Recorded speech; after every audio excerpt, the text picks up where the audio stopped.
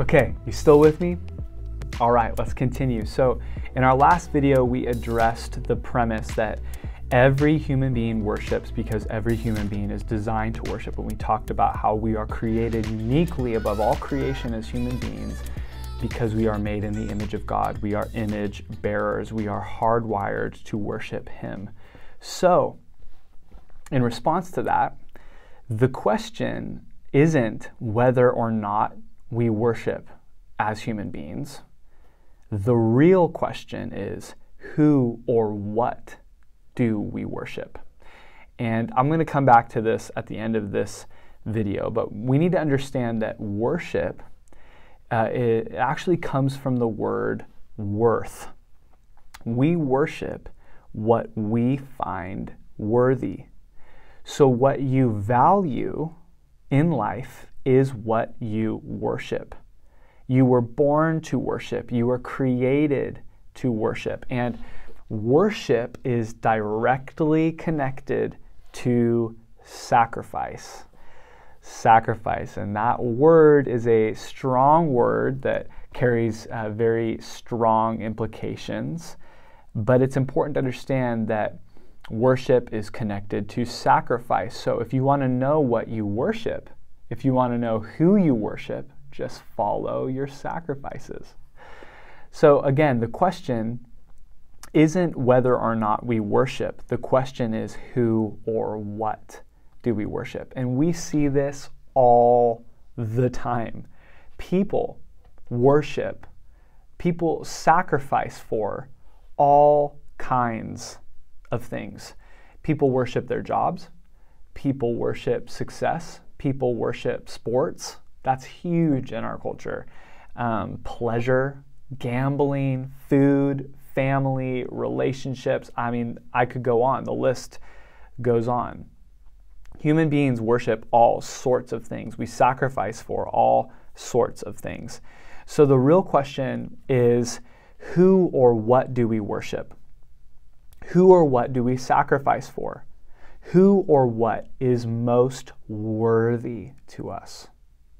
And that's heavy to consider.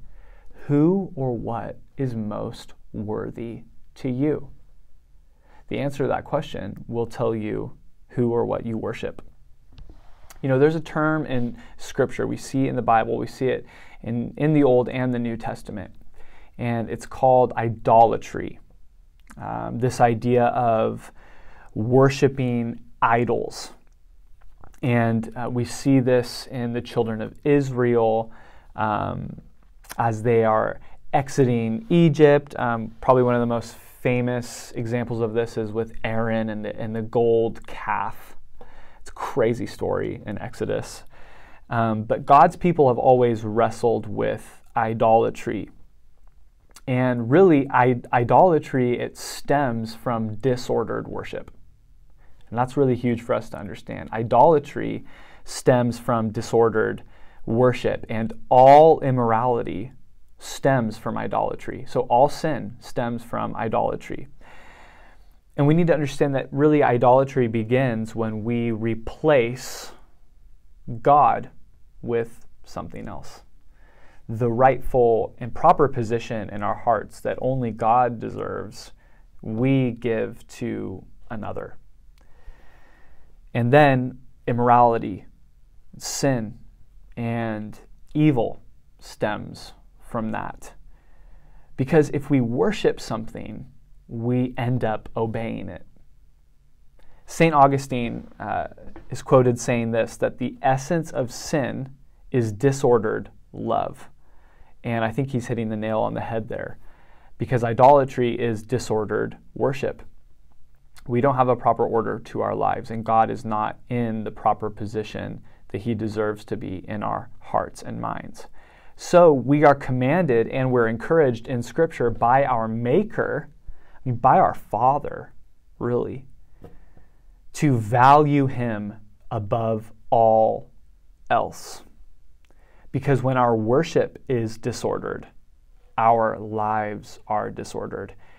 And I love how Gabriel Finocchio puts it, a degraded God creates a degraded worshiper. A degraded God makes a degraded worshiper.